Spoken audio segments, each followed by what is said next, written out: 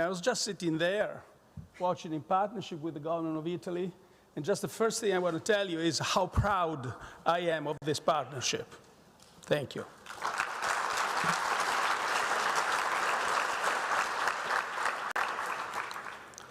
Director General, Deputy Secretary General, colleagues, ladies and gentlemen, it is my pleasure to welcome you in Rome. Secretary General Guterres launched the idea of this summit in October 2019 on World Food Day.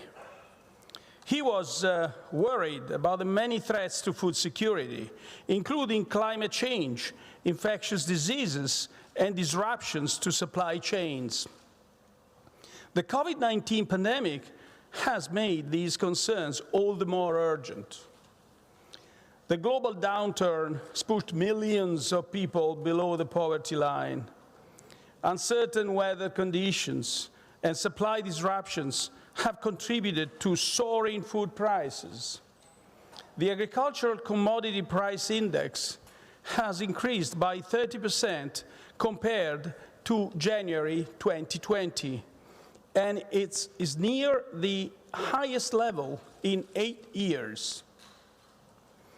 As a result, the plight of malnutrition is spreading.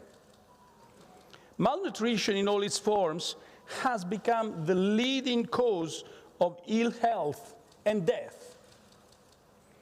In 2019, around 690 million people suffered from hunger globally. According to the Food and Agriculture Organization, the pandemic will increase the number of undernourished people by up to 130 million, bringing the total to more than 800 million. The health crisis has led to a food crisis. We've taken commitments to ensure vaccines are available to the world's poorest. We must act just as forcefully in improving access to adequate food supplies. At the end of last year, Italy promoted the Food Coalition here in this room that was joined by more than 40 countries. The coalition has the objective of achieving food security for all, fighting extreme poverty and food insecurity in the wake of the pandemic. We need more funding from governments and development banks to reduce risks for investors in the agricultural sector and improve access to credit, especially for smaller farmers. This is the subject of the Finance in Common Summit that Italy will host in Rome in October.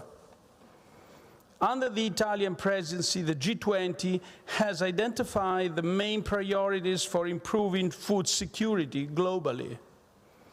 The Matera Declaration, signed last month at the Foreign Affairs Ministers meeting, thank you, Mr. Di Maio, emphasized the importance of international trade and climate change adaptation policies.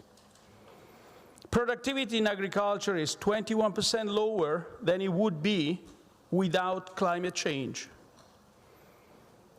The negative impact of changing rainfall patterns, droughts, and floods is likely to grow exponentially unless we adopt appropriate mitigation and adaptation policies.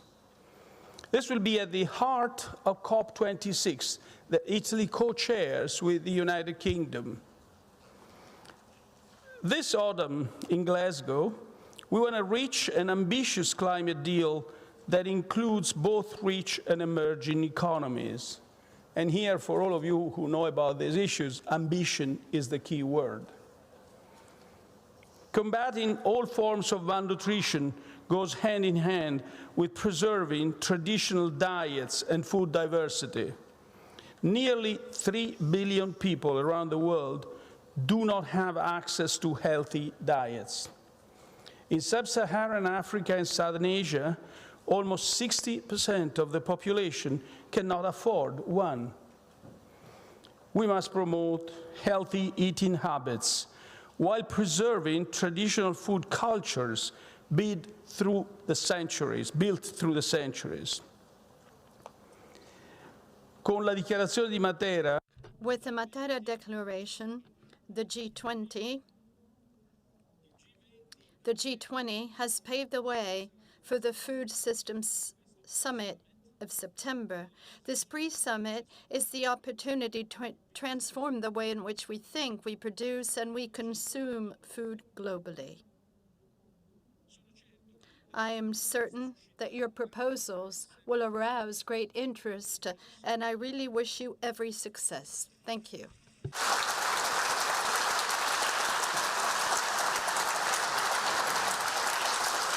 Grazie. Thank you, Prime Minister. Is the key word, ambition and the need to act.